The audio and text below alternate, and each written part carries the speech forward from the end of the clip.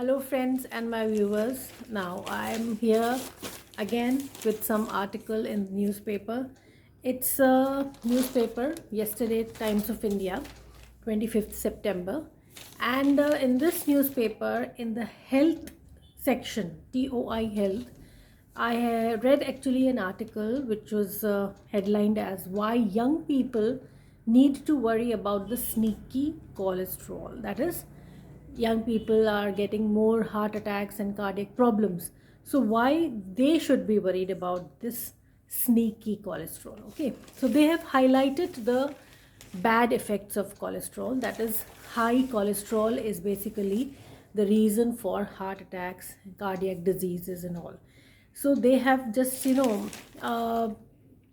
an update about the problems related to lipids, abnormal lipid levels, and how they can be controlled through the dietary modifications. Okay, the later part of the article is fine. That is, we shouldn't be going for processed food, we shouldn't be going for much of sugar, carbohydrates, and all, and fast foods and junk food. But in the earlier part of the article, I'm going to put this article along with this video. You can go through that in detail, but what they have actually highlighted is that abnormal cholesterol levels are the reason for heart attack. So one thing I want to make it clear, that whatever dietary cholesterol you are taking through the diet, that is not the reason for heart attack. This doesn't justify that you can eat as much cholesterol as you want, as much of fatty diet you want, as much of fried food you want. That doesn't justify that, because everything in moderation is very important. But this concept that cholesterol through the diet is actually causing the clogging of the arteries, that concept is wrong. Because whatever problem that is happening in the arteries, the building up of plaque in the arteries, the hardening of the arteries, then the problem that is atherosclerosis happening, then cardiovascular events happening, all this is connected to abnormal lipid metabolism, in which there is increase in some particles which are known as small dense LDL in the pathway of lipid metabolism, which are the major culprits for atherosclerosis. And very importantly, as people are now eating more of processed food, junk food, fast food, outside food, so the high triglyceride due to the excess sugar content in the food, because ultimately the carbohydrate you are taking in any form, either in the form of added sugar or in the form of high fructose corn syrup, or any label which doesn't say exactly it's sugar, but it is an alternative name of a sugar, that is going to be converted. If it's in excess consumed, it will cause release of insulin, and that increased insulin will convert that sugar into fat to store it. Okay, so basically whatever processed food you're eating, whatever excess sugar you're eating, whatever carbohydrate rich diet you're taking, whatever refined flour you're eating, okay, all this is converted to fat. Okay, so this kind of issues where there is lot of fat accumulation, lot of abnormal fat metabolism, because the liver is becoming fatty, and that is leading to abnormal lipid metabolism, causes the generation of small dense LDL. So what should we be worried about is not of high cholesterol, but of high triglyceride, because the fat which is stored in the tissues in the liver is triglycerides, which is simple fat formed from the sugar or the carbohydrates which you are eating. Okay, so the major one important risk factor is, one is if you are suffering from high glucose, or you are pre-diabetic, or you are having metabolic syndrome, that is either you are having a risk factor as obesity, high blood pressure, or sedentary lifestyle, or you're having some kind of a habit of smoking, alcohol intake, or genetics are like you're predisposed to heart issues. So all these risk factors, modifiable or non-modifiable, put you into the risk of getting heart attacks or cardiovascular issues. Okay, so that is one thing which is an underlying factor. Okay, so there we can consider insulin resistance, metabolic syndrome, obesity, and various lifestyle habits, okay, which are leading to your predispositions to cardiac problems. Another thing can be your dietary habits. Okay, that is when you are taking more of processed food, so that is leading to increased triglycerides. So that high sugar, high triglycerides, again another risk factor, and becoming a major risk factor for cardiac problems. Then the fatty liver, due to this abnormal dietary patterns, more of processed food intake, that is resulting in the formation of more of small dense LDL, which is basically recognized as foreign particles by the macrophages. They engulf these particles. This leads to inflammatory reactions. This leads to abnormal tissue buildup. This leads to plaque formation, and this leads to atherosclerosis. And dislodging of the plaque can lead to clogging of the artery anywhere, and that can lead to angina, heart attack, myocardial infarction, etc. These are the issues, or you can say events, which are having, which people experience during the cardiovascular the problems. Okay, so these are the events which are happening now. So we cannot say that cholesterol is the only factor. Cholesterol is not the factor, basically. Okay, and dietary cholesterol is also not a factor. Then in this article they have written that saturated fats, they are major reasons, or they shouldn't be taken in excess. Excess of anything is bad. Either you're taking excess of fat, protein, or carbohydrates, it's bad. We have to have a mixture of all these three in our food plate.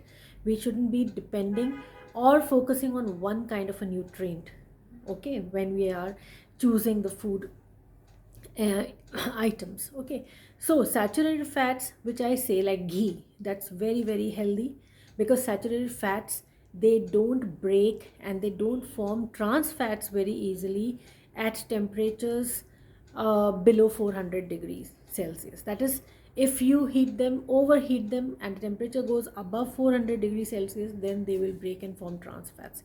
So you are safe when you're eating saturated fat, because the formation of trans fats is not going to take place. Secondly, they have omega-3 fatty acids, and some dairy fats are found to be protective for the heart. So ghee is actually the beneficial fat you can eat without any guilt, without any fear.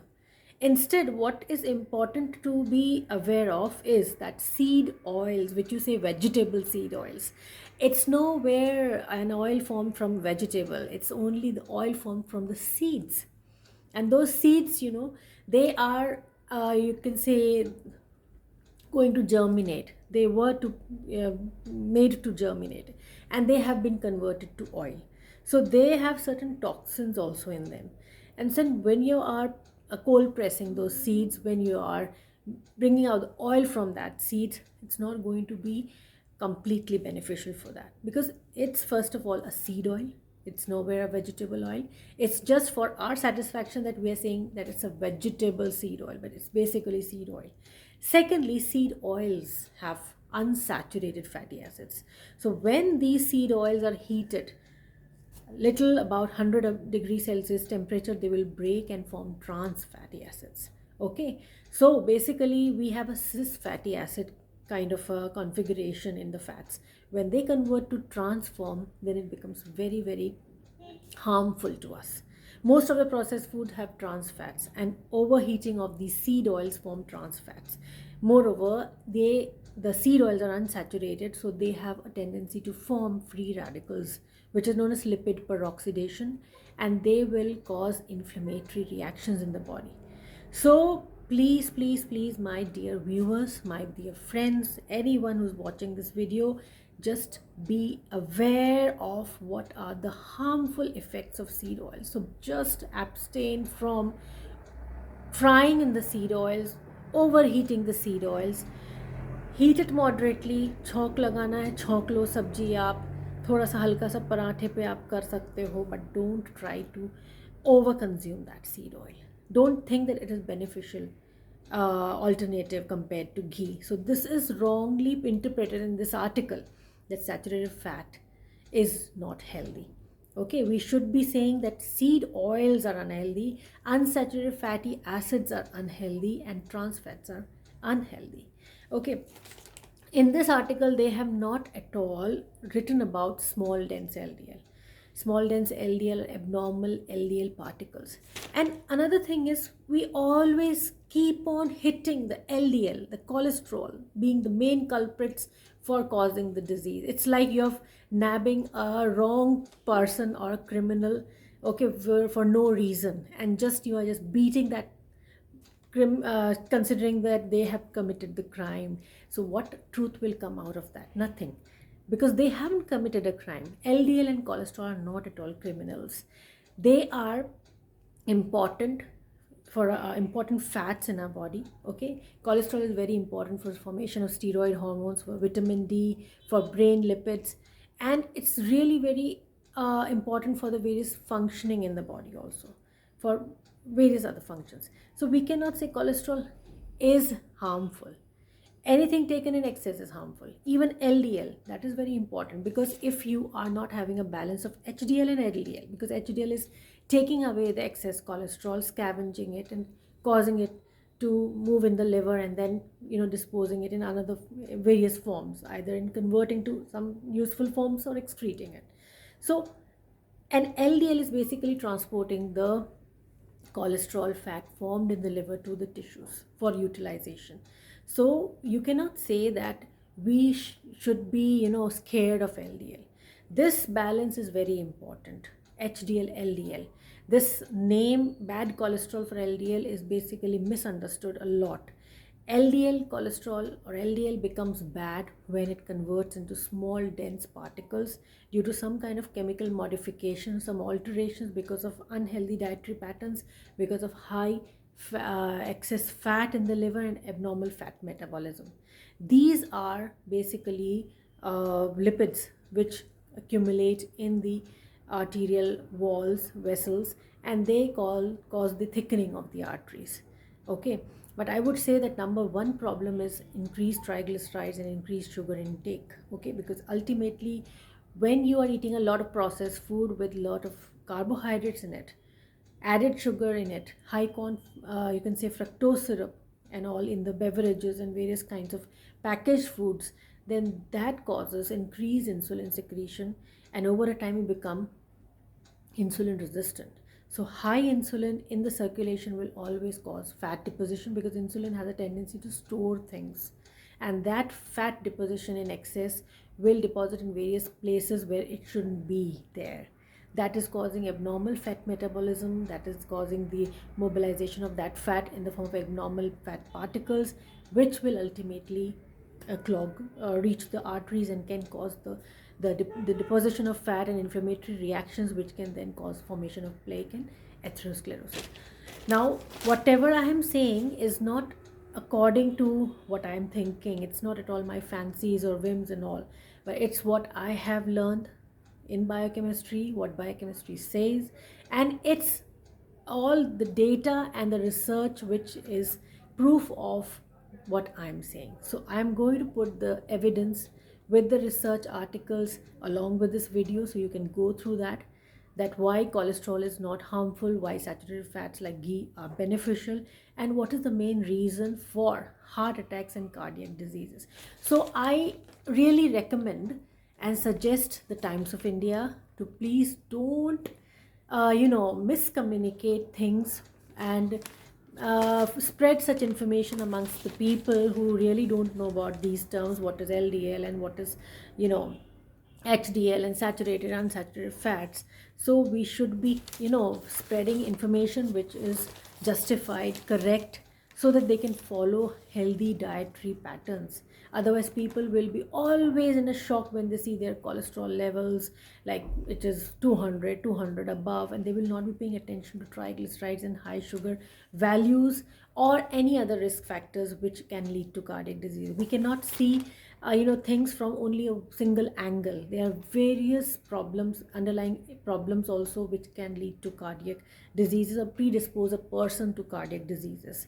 We have genetic factors, we have environmental factors, we have various risk factors, and mostly and most important, we have the lifestyle and the habits which we have built up over a period of time. Okay, so all these factors are the problems which are leading to cardiac diseases. Okay, and that is leading to various abnormal metabolism in the body. So we should be understanding certain things which are leading to these problems, and accordingly change our dietary patterns so that we, are protected from cardiac problems. So I would just say that eat clean, eat home cooked food, and try to incorporate a large amount of fiber in your diet, and abstain from binge eating, snacking, and overeating.